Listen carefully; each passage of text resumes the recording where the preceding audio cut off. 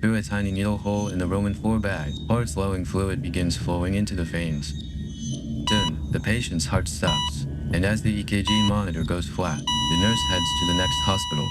On February 22, 1960, in a home in West Orange, New Jersey, Charles Cullen was born as the youngest of 8. He lost his father at just 7 months old and was raised by a mother raising 8 kids alone. In high school, his mother also died in a car crash. Cullen identified his mother's body in a morgue, and he reportedly made multiple self-harm attempts after.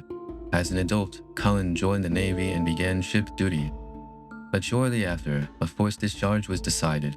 Military records did not state the specific reason for discharge, and he returned to society. In 1984, Charles Cullen entered Mountainside Hospital, School of Nursing in New Jersey, graduating 2 years later with his nursing license. He was later hired by St. Barnabas Medical Center in Livingston. With over 100 years of history, this place was a large hospital with roughly over 600 beds, one of the oldest and largest in New Jersey. At this hospital, a major regional medical hub at the time, Cullen was assigned to the burn intensive care unit with critical patients. In the intensive care unit environment with repeated urgent treatments and the complex structure of a large hospital, the medications the nurse injected into patients fell into a blind spot difficult to monitor in real time. High-risk drugs always stocked in the ward were given to patients through the nurse's hands, but EMR and drug management systems were not linked then. So prescription dispensing and dosing records were managed manually step by step, making any anomalies that could occur during administration, namely drug abuse, difficult to track in real time. In the 1980s, the U.S. medical field faced a severe shortage of nursing staff, and hospitals urgent to secure staffing. Once their license was verified, hired and deployed them immediately without separate background checks. At the same time, if info on a former employee's discipline or suspicious acts was shared as employment risk, concerns over legal disputes like defamation grew. So most hospitals defensively confirmed only employment status and dates.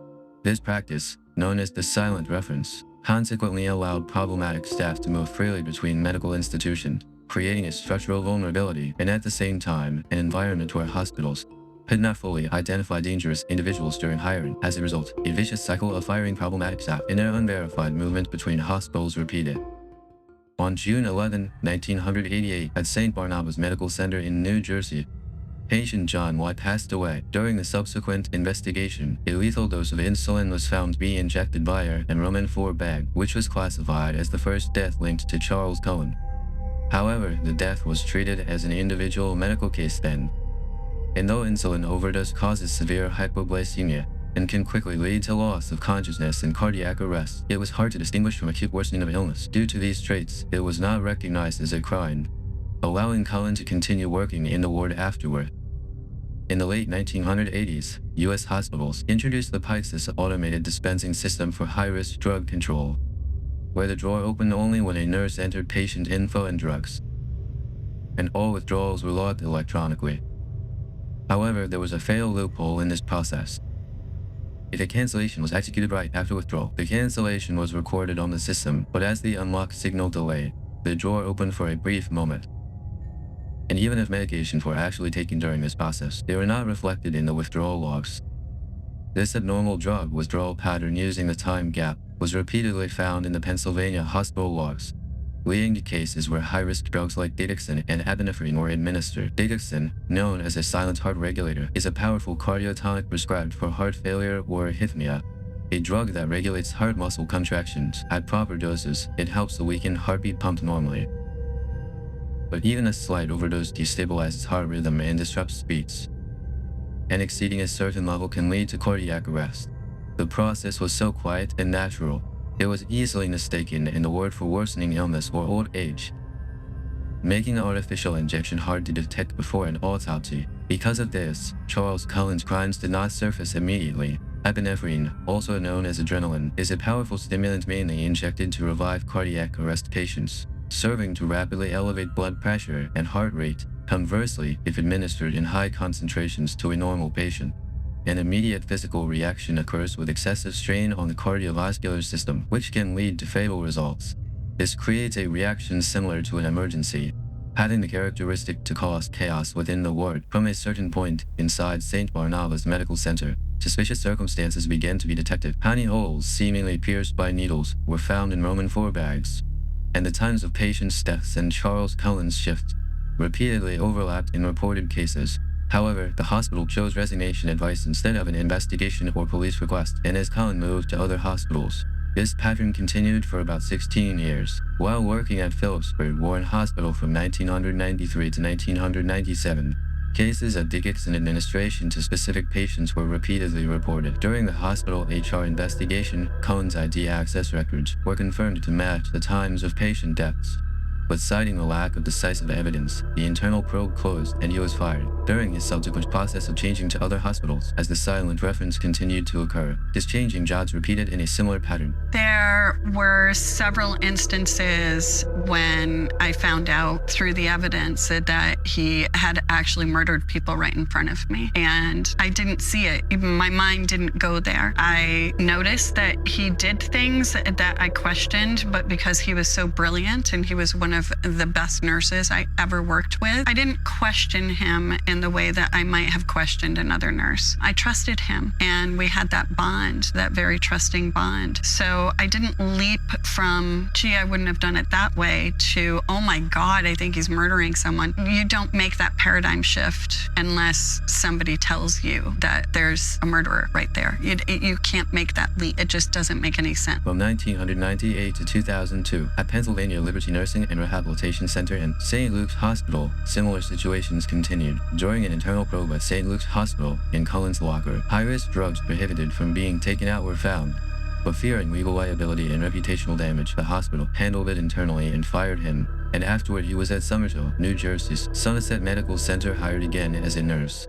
In early 2003, in a specific ward of Somerset Medical Center in New Jersey, the number of deaths began to surge. Initially, seasonal factors or clusters of severe patients were mentioned, but the mortality rate in that ward, compared to the same period last year, increased to an unusual level exceeding a whopping 300%, a state difficult to understand with existing explanations. In June 2003, right after patient Reuben Hoagland's death, an autopsy was done due to family objections. The coroner precisely analyzed the secured blood sample, and reconfirmation results showed a level exceeding the normal therapeutic range by dozens of times for Dickinson concentration. This is a level that could not be reached by prescribed dosing alone, and the coroner's report specified the possibility of artificial poisoning death. It was the moment the 16-year case flaw was first confirmed by official records. Sensing suspicious circumstances, the hospital began checking abnormal drug patterns, and in July 2003, the Somerset Medical Center pharmacy team, the automated dispensing system, Pyxis system computer log analysis started, revealing shocking results. When the data logs were sorted and filtered by name, Charles Cullen's name was repeatedly confirmed.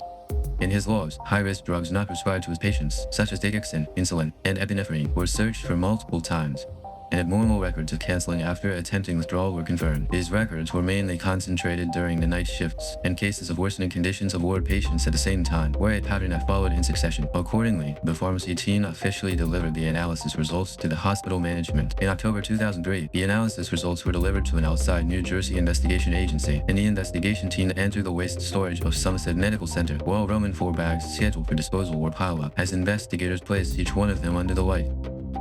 On the surface not visible to the naked eye, depending on the angle, punctures, meaning tiny holes pierced by a needle, were revealed. As a result of precisely analyzing the internal liquid, insulin unrelated to prescriptions was detected inside the sealed Roman IV bags. This was definitive evidence from outside the sealed pack, showing that drugs had been injected using a needle. And the team, to see which patients these Roman IV bags were administered to, began a cross-check with patient medication records. Roman IV bags used in hospitals are connected to patients countlessly every day. Before administration, what medical staff checked was mostly labels and appearance, and if the seal looked normal, checking inside separately was rare. The issue was that tiny needle holes under 0.5 mm remained on the surface, a size not easily identified under normal lighting. The Roman IV bags where Cullen injected high-risk drugs were later connected to patients by other medical staff. The drugs entered the patient's vessels during normal Roman IV administration, but by the time actual adverse reactions appeared, Cullen had already left the scene. Later, some related data were delivered to the New Jersey Department of Health. The case expanded into a joint investigation by the NJ State Police and Department of Health. At Somerset Medical Center, there was a fellow nurse, Amy Loughren, who often worked night shifts with Charles Cullen. Amy Loughren, while receiving treatment for a heart condition at the time, was continuing her ward duties. The investigation team approached Amy Loughren and told her that Charles Cullen was under investigation as the prime suspect in multiple patient deaths. Investigators explained the possibility that Cullen might have used drugs on her too. And a few days later, Amy Loughren expressed her intent to cooperate with the team. December 12, 2003, at a restaurant in Somerville, New Jersey, Amy Loughren and Charles Cullen sat across from each other. Amy Loughren was wearing a wire installed by the investigation team. And outside the restaurant, New Jersey investigators were waiting. In the conversation recorded during the meal, Cullen did not directly admit to the crimes, but content mentioning specific patients and drugs was included, which was cross-checked with the already secured drug laws and patient death cases.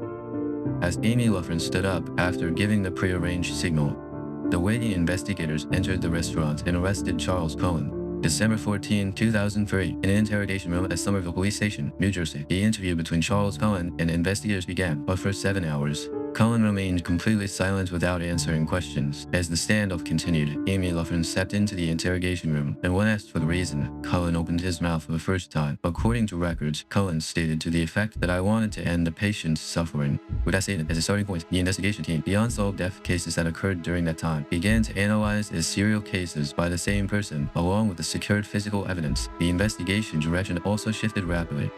I did, and I had conversations with him. Charlie would not say the word murder. He wouldn't talk about it. However, knowing him and knowing about other serial killers, I believe that it was an obsessive compulsive disorder that just went awry, and he was compelled to kill. He was not a mercy killer. He enjoyed killing. You could see that he was proud of his kills when he confessed to me. He was nearly excited to tell people what he had done. Charles Cullen, regarding his act of harm, claimed it was to end the patient's suffering, justifying himself. But the confirmed victim list included patients in recovery and mild patients who were admitted to general wards. So his remarks and actual actions did not match. His Rowan 4 medication method showed the characteristic of not selecting targets or distinguishing conditions, which appeared as a flow connecting to random patients in the ward. There was an unspecific scattering harm that could cause anyone to die. I haven't, and part of that was because I was a confidential informant. They didn't know anything about me. I did meet a couple of the victims' families when the book came out. It was very emotional, and it was hard for me to really make eye contact with them because I felt so much guilt, and I was able to at least apologize to them. And I think right now with this movie coming out, and there's also a beautiful documentary coming out, a very chilling documentary coming out, I feel like with this particular platform, I can also give a voice to the victims because unfortunately, a lot of people believe that he was a mercy killer. So many of those patients were seen as just being put out of their misery. It was not seen as something brutal. And the tactics in which Charles Cullen murdered these people, it was brutal and it was awful and it was terrifying. And his victims were not all old, and he robbed their opportunity to recover from their illnesses. And he robbed those families of being able to have more time with them. And he did that in a brutal way. So I want to give a voice back to those patients and those victims because they deserve that and the families deserve that. From 2004 to 2005, the team across New Jersey and Charles Cullen's 16-year career history investigated all medical records and related materials kept in 9 hospitals in Pennsylvania. At the same time, from past medical waste storage locations, Roman 4 bags with tiny needle holes remaining on the surface were secured, and drug residues not matching prescriptions were detected in liquid analysis results. Cases classified as simple deaths were later reclassified as homicides, and the final confirmed number of murder victims totaled 29. Cullen stated his targets were from dozens up to 400, but many were already cremated or buried without autopsies, and the total scale of damage remained unconfirmed even after the investigation closed. March 2, 2006, the New Jersey Superior Court, for Charles Cullen's 11 indictments, sentenced him to life imprisonment without parole right after he was at Trenton, New Jersey, transferred to the New Jersey State Prison and incarcerated, and his serial killings that continued through 9 hospitals for 16 years since 1987 came to an end like that. In November 2004, the New Jersey legislature, when a medical incident occurs, passed the Patient Safety Act mandating immediate reporting to investigative agencies and the State Department of Health. Through this, each medical institution had to report suspicious cases to outside agencies, and information blocking and autonomous concealment between hospitals were restricted. The U.S. Department of Health and Human Services strengthened the National Practitioner Data Bank to ensure medical staff's disciplinary records and reasons for termination cross state lines, building an information network shared in real time. Disciplinary records from a specific hospital became immediately viewable during the next hospital's hiring review, and the practice openly maintained by hospital management, known as the silent reference, disappeared. In 2005, the medical device manufacturers involved removed the unlock delay that occurred during cancel withdrawal commands through patches, and modified the system so all withdrawal attempts are automatically logged, making it impossible to take out drugs without a computer record. Amy Loughren, in an interview conducted after Charles Cullen's arrest, stated he was perceived as a quiet, reliable colleague, and there were no specific clues to suspect the crimes. Recalling the circumstances of the night shifts, even at the time of the investigation team's first contact, she showed a reaction of not accepting the facts immediately, and investigation officials mentioned that without her cooperation, the arrest on that day would have been difficult to achieve. In 2022, Charles Cullen's crime process was reconstructed based on actual investigation records and Amy Loughren's testimony into a movie, The Good Nurse, and through this, it was released on Netflix. Well, with everything happening now with the movie and talking about it a lot, I couldn't have done this even if it was 10 years ago. I wouldn't have been able to do this. I'm 20 years out now. I am 20 years wiser. I am able to forgive myself for not seeing this sooner. And I think having this platform to be able to apologize to the families that I didn't see sooner, I wish I had. I felt a lot of guilt and a lot of embarrassment that I didn't see how dark he was, and I didn't know that he was harming people, and I felt so bad about that. Post-hiring practices prioritizing the protection of hospital reputations failed to stop Cullen's repeated job changes, and the numerous deaths that occurred after repeated moves remain in people's memories.